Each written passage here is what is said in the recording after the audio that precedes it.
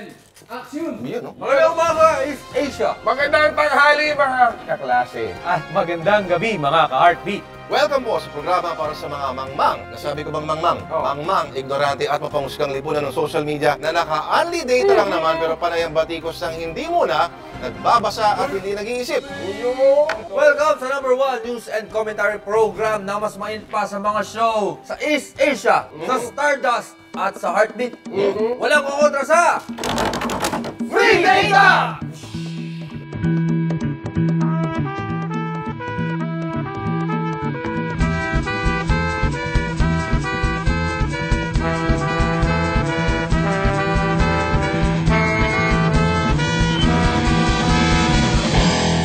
Naulo ng mga namamaga at nagnanagda ng balita. Nagano? Nagnana ng balita. Lalaki, nagmamaneho ng walang salawan. Hoy! Mga baboy! Binaboy ang North Luzon Expressway. Nako, sa balitang abroad naman mga tola, alamin ang kasaysayan ng Oktoberfest kasama ang ating foreign news correspondent na si Anderson Cooper. Sa palakasan, Pinoy-Australian golfer #1 na sa world rankings.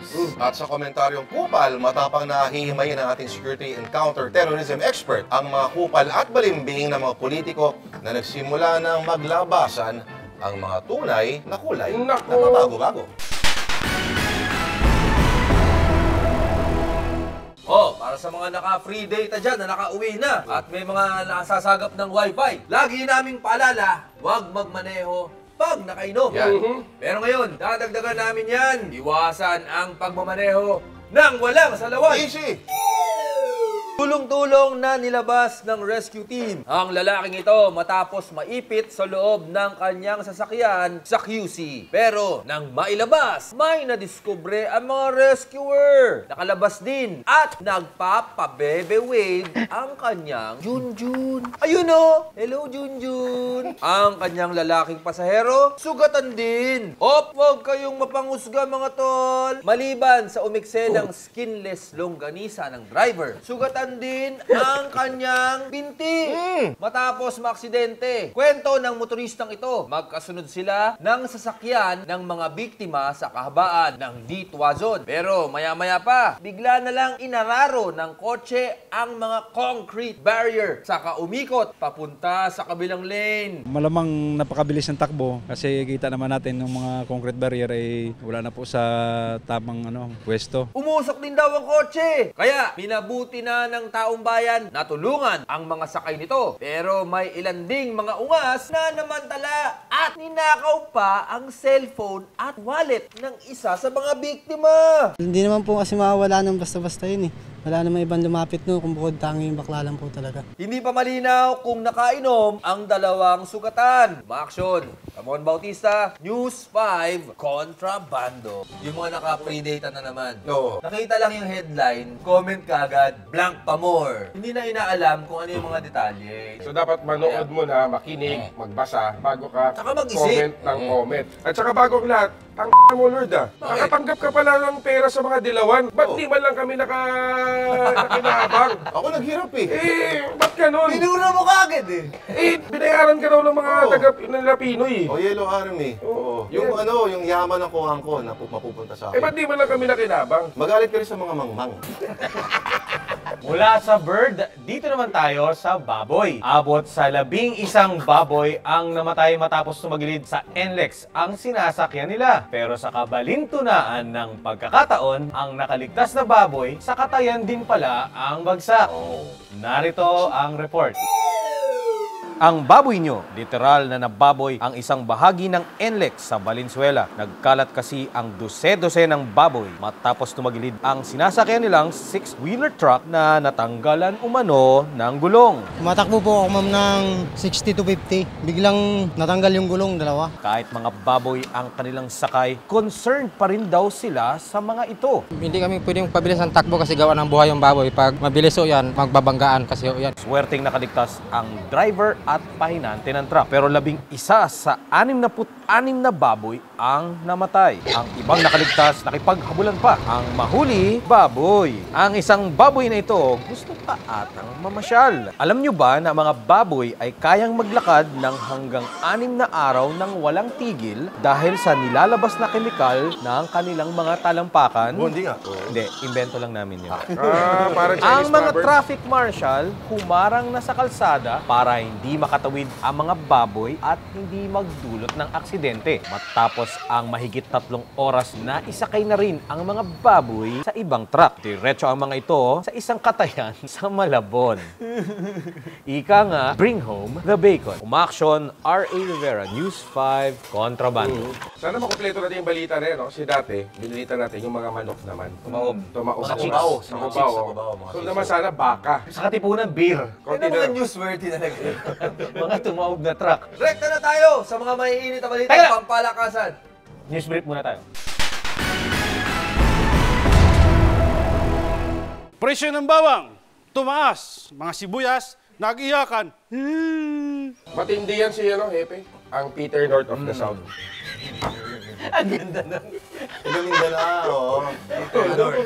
Ang Pedrong Hilaga ng Katimugan. Oo. Ano yan? Surigao yan eh. Oo. Tama. Rekta na tayo sa mga maiinit na balitang pampalakasan kasama ang eksperto sa paghigop ng lakas. Eto na si Bart para sa sports segment na Balls.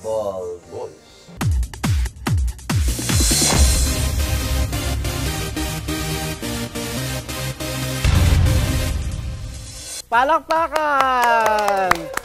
Mainit-init ang good news ng hatid ko sa inyo para nung uminit yung dugo ng ex-jowa ko nung hindi ko siya pinasahan ng load. Anyway, umakit na sa #1 spot ang world ranking ang Pinoy-Australian na golfer si Jason Day. Panis! Ibig sabihin siya na ang kinikilalang bilang pinakamagaling na golfer sa buong planeta. Can you imagine? Ang husay-husay, diba? Parang ako lang, pagdating sa paghigop ng lakas. Nakuha ni Papa Jason ang #1 ranking matapos lampasuhin ng mga kalaban sa BMW Championship. Parang ako, nung pinaglampaso ako ng dati kong boylet ng buong apartment niya, at hindi pa rin sa pag-shoot ng bola sa butas ni Papa Jason. Kahit maliit ang butas, ay, shoot pa rin. Siya pa ang ikatlong Australian na kasaysayan ng gold na tinanghal na world #1. Astig, di ba? Parang nung ginulpi ako nung dati kong jowa na astig. Member kasi ng gang sa Bilibid. Ang wish ko nga sana, bumisita naman si Papa Jason dito sa Pilipinas. Kahit ako na ang maging personal alalay niya. You hear that, mate? Love you. Chup chup. Slurp slurp. Mahusay. Ako, magaling din ako sa golf eh. 6 o'clock ng gabi. Ganon. Golf. Galing! Sport ko, gold. Explain, kailangan explain pag dito. Pag Tita Jo. Oo. Yan talaga ang paborito ni Bart. Kumahataw. Kumahataw. Bola. Oo, yun. Time out muna tayo sa mga balita at pag-usapan natin ang panahon. Narito na ang pambansang be para sa Ulat Panahon. Pasok, Binibining Bea.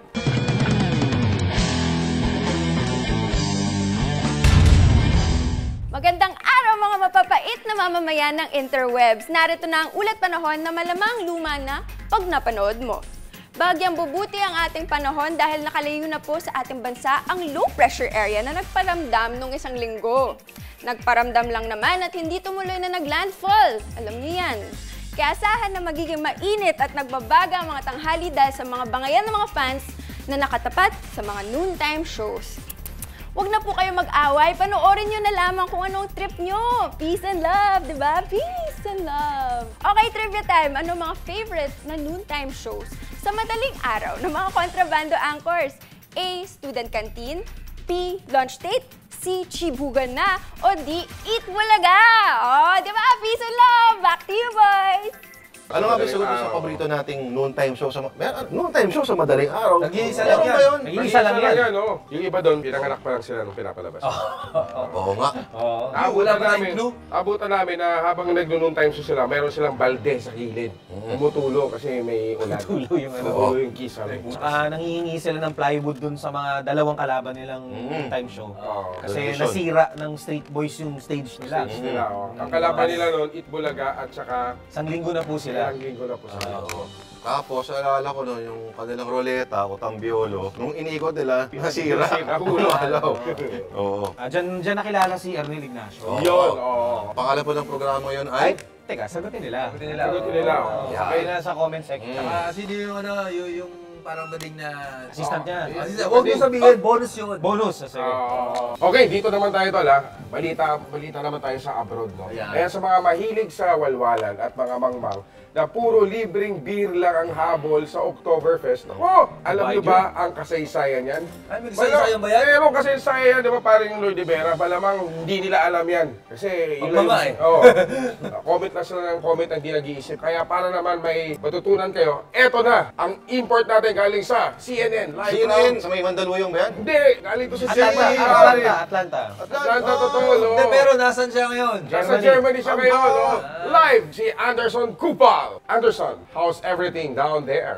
Yefe, you. Yefe, yeah. I said, hey, what's going on? It's me again, your award-winning foreign news correspondent, Anderson Kupal. I covered all the important news even in history. The Apollo 11, the 1972 Munich Olympic, and the love affair of Bromnik, Sarminta, and Cyril Cross. In case you're wondering where I am, I'm here in Germany to cover its biggest annual event, the Oktoberfest. Yeah, the Oktoberfest is considered the biggest and the roadest beer festival in the world. As you can see behind me, lots of people are drinking beer. Girl or boy, old or young, ugly or not, they're enjoying their beer. Prima classe. Organizers estimate that 6 million people will consume 7 million liters of beer through the celebration. It has become so popular. They start Oktoberfest in September. The Philippines also has a version of Oktoberfest, but that's nothing compared to this. That's like comparing Angel's Burgers footlong to the savory sausage in Germany. I actually have one in my pocket right now. Oktoberfest in Germany, it's a time-honored tradition that goes back to nearly 2 centuries ago. Anyway, it's time for me to stop this census report and drown myself in beer, as they say in Germany. Frost. Alam niyo ba yung German na soft drinks, tol? Ano? Sprite! Sprite? Oo. Ano ang German ng kotse? Volkswagen. Yun. Nakadalo na ba kayo mga Oktoberfest sa ganyan? Oo. Masarap uminom kasi may mga tugtugan Oo. pa. Kaya minsan, mga pasarap na parami talaga yung lagok mo. Oo. Pag uwi mo sa bahay, minsan, medyo may pagkawalang hiya ka. Alam mo, meron akong kilalang direktor, walang hiya din. Tawagin ko na sandali. Tawagin ko lang yung direktor na walang hiya. Isa pa akong Tito Joe. Okay lang yan. Anong bansa maraming mikrobyo? Ano? Germany. Okay. Ayan, ito yung walang hiya. Ito po ang direktor ng pelikulang General Luna, si Gerald Tarog. Ayan. Artikulo 1. Magsalita ka para sa mga mangmang. Ako po yung walang hiyang direktor ng General. Ayun. Thank you. Sabi mo sa mga mangmang, manood sila. Manood po kayo, nasa cinemas pa po hanggang hopefully mga 2 linggo pa sa Sabi mo, yung hindi sila puro promote, dapat panoorin nila kasi pag nila pinanood, matatanggal. Ayun, yung sinabi niya. Okay, maraming salamat. Maraming salamat, Gerald Tarog. Okay, palakpakan natin. Thank you. Alright. Speaking of General Luna. Oo. Yung huling eksena. Spoiler ba kung sabihin natin namatay si General Luna? Namatay naman ganyan! Namatay ba siya? Marami pang hindi nakakalood ng mga mangmang dito. Anyway, Doon panahon na yung uso Paano ng ba namatay siya? tagaan. Oo. uso tagaan. Kasi mahal yung bala. Oo. Tsaka wala silang baril masyado. So narito ngayon si Bart at si Makmak para turuan kayo ng self-defense. Yan. Laban sa Pagtataga. nananaga. Ito na naman ang bagong self-defense na tuturuan tayo ni Makmak. Ano ba yung Bart ang tuturuan ni Makmak sa atin? Mac, aking pamangkin, paano ba kung inabol tayong taga? Ano ba dapat natin gawin? Ganito yan, Tito Bart. Kunwari, merong ang taga. Ayan, yan. Salamat. Salamat, Kuya Ner. Okay, ganito. Tatagain mo ako, kunwari. Ang gagawin natin, ganyan. Saluin natin yan, yung arm mo. Then, diretso ka dito.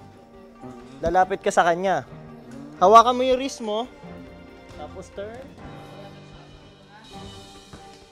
Go to Kimura. Kimura ang tawag dito. Ganyan. Pagka inangat mo yan, magtatap siya. Kung fighter siya. Ngayon, pwede mo na siyang mula dito, susuko na yan hindi na lalaban pagka ganyan. Bago makakuha ng submission, kailangan mo ng posisyon. Ito ang tinatawag na Kimura. Pwedeng mabali yung shoulder mo doon.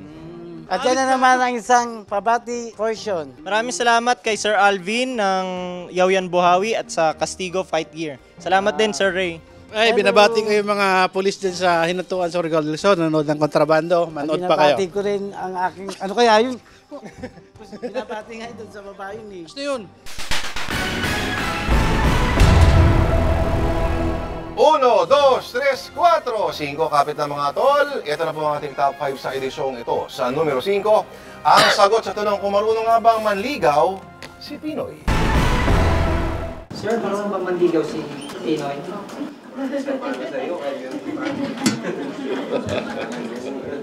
May kasabihan walang matimtimang birhen sa matyagang manalangin. Dapat tinuturuan mo tol, bayad ka nila, di ba? Sino? Nung mga dilaw. Yung nanay lang. Sa nanay lang. Okay, gano'n ba yun? Anak, hindi. Okay. Sa numero 4, ano nga ba talaga ang ipagpapatuloy ni Senadora Grace Poe ayon sa mga netizens? Yan, diyan kayo magaling. Malikhain kayo. Malikhain. Parang ang dami nilang oras, no? Para gumawa ng gano'n. Free data nga eh. Okay. Sa numero 3, ano kaya ang nalanghap ng running mate ni Senadora Grace Poe?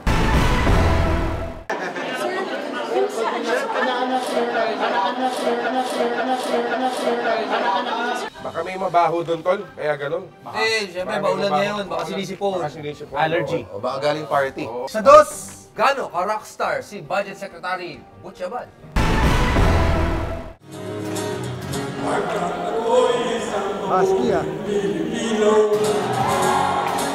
Si Secretary Ging Deles.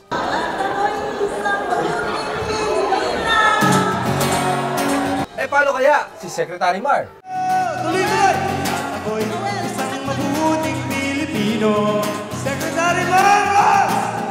1, 2, 3. Pagkat ako'y isang mabuting Pilipino. Okay, hindi ko pa rin pagpapalit yan kay Secretary Leila de Lima. Ibang klase yun, no? At ang nanguna sa ating top 5 sa edisyong ito ay ang muntik na kalimutang ibeso ni Senator Cheese Escudero na magsabi siyang tatakbo bilang pangalawang Pangulo.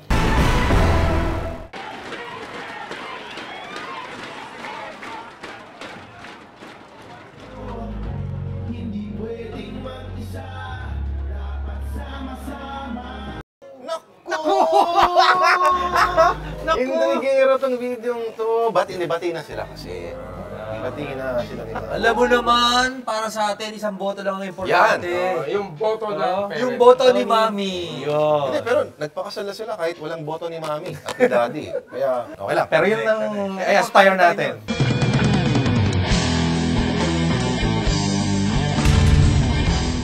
At dahil opisyal na ngang tatakbo si Grace Poe at dahil eleksyon na next year, nag-umpisa na ang pagtalon ng mga partido, ang mga politiko para silang mga daga sa nasusunog na barko. Nakakasuka. Walang kinakaiba ito sa 2010 nang mag-alisan ang mga oportunistang ito mula sa lakas ang administrasyon parte noon. Palibasa, negative 53 ba naman ang ratings ni Gloria at ang tsansang malalo ni Gibo Teodoro ay mas malabo pa sa kinabukasan ng shoot time sa harap ng Aldab. Paano kasi mukhang mas magiging presidente pa ang bulbul ko kaysa kay Marrojas at ang Partido Liberal pupulutin sa kangkungan sa Cubao. Ngayon, huwag kang magulat dahil itong mga nagalisan sa LP ay mga dati na ring mga sip-sip tumbong kay Gloria Arroyo. At mula pa sa panahon ni Quezon hanggang kay Rojas, hanggang kay Magsaysay at kay Ninoy Aquino, ito ang isang pinakamalaking problema ng ating bayan. Sa politika sa Pilipinas, walang permanenteng partido. Mayroon lang permanenteng interes, pansariling interes. Ako po si Neroso Copal, nagsasabing dapat lahat kayong mga balimbing ay magsama-sama at bumuo ng isang bagong partido, ang PKP, Partido ng mga Kupal sa Pilipinas.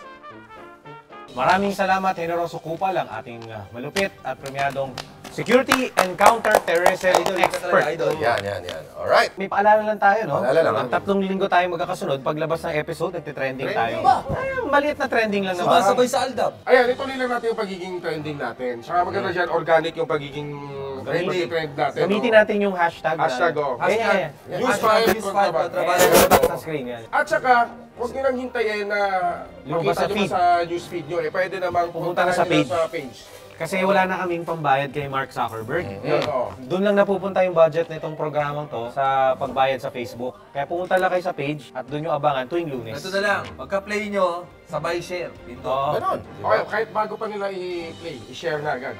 Yan na naman ang isang edisyon ng mga namamaga at nagnananang balita. Ito ang programa para sa mga mangmang, utak-biya at mapangsigang lipunan ng social media. Nasabi ng sabi na mas maganda pa nung panahon ng martial law. Sa ngalan ni Lourdes Vera, R.A. Rivera, Jude Sabayton, cute na Bea, si Bart, si Kupal, si Epe, ako si Ramon Bautista. Walang kukontra sa Free Data!